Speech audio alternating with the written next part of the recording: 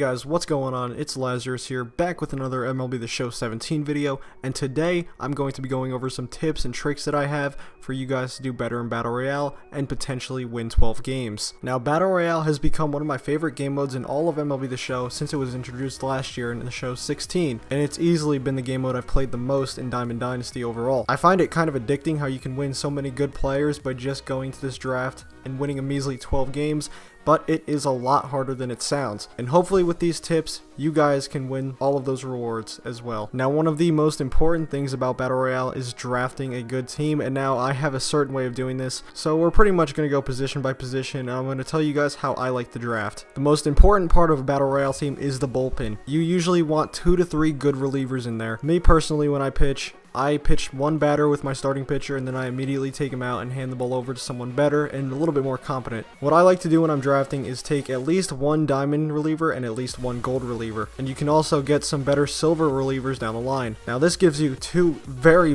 good pitchers to use at your disposal. Having somebody like Dellin Betances or Aroldis Chapman can completely change the game and give you a huge advantage over your opponent. This year in MLB The Show 17, there's 2 diamond rounds and 2 gold rounds, so you definitely want to spend 1 of each on a reliever and the other one on a position player. Now, I think this would go without saying, but one of the things you should never do is draft a good starting pitcher, such as a diamond, gold, or silver, because chances are you might not even get to pitch with them. So don't worry about starting pitching at all. When it comes to pitching, bullpen is 100% the most important part. Now, when it comes to drafting position players, I usually try to find someone whose style I like. For example, a player that I really like his swing is Matt Carpenter. I mashed with him last year. Since he's somebody I'm so comfortable using, I'd pick him over another player if I had the opportunity to in a draft. But obviously, you have to look at the stats to see who's better, because sometimes the choice is more clear-cut than it looks to be. So in all the good rounds, presumably there's going to be at least 1 starting pitcher per gold diamond round. So you would just eliminate them completely off the bat, so that leaves you with usually 3 choices, and if you've already taken your reliever, that'll cut you down to 2, and from there on out you have to find someone that works best for you. Now, I've used tons of players in MLB The Show 17, and there's a lot of guys who just don't fit my playstyle. And that doesn't mean they're not good cards or anything. That just means that, you know, I have a preference and they're just not right for me, but they might be right for you. So it's really just a touchy-feely kind of thing in that regard. Another thing that doesn't really hurt,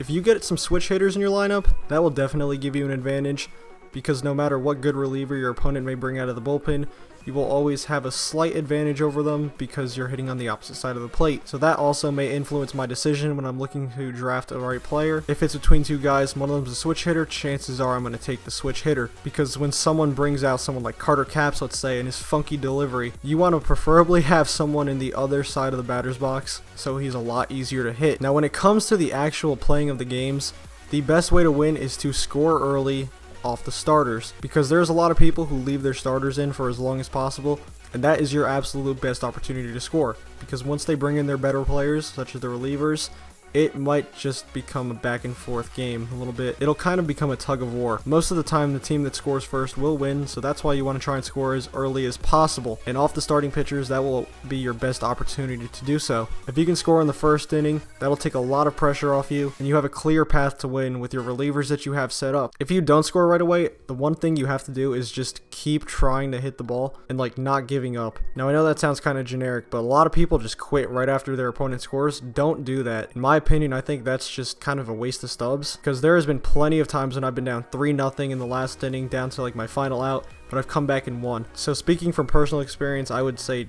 don't quit out unless you're playing someone who's an absolute god or something, but that's very rare as well. You always have a chance to come back. You just need to kind of get into the zone. And as for pitching, 99% of the people online can't hit high end fastballs, so there's that. If you have someone like Betances or Chapman or Kenley, then they're going to have a tough time hitting that, especially if you change speeds the right way. It might be game over. So that's more or less how I play Battle Royale on MLB The Show 17. If you guys enjoyed the video, please leave a like and subscribe. Let me know in the comments down below what's your favorite game mode in MLB The Show 17. If you enjoyed the video, please leave a like and subscribe.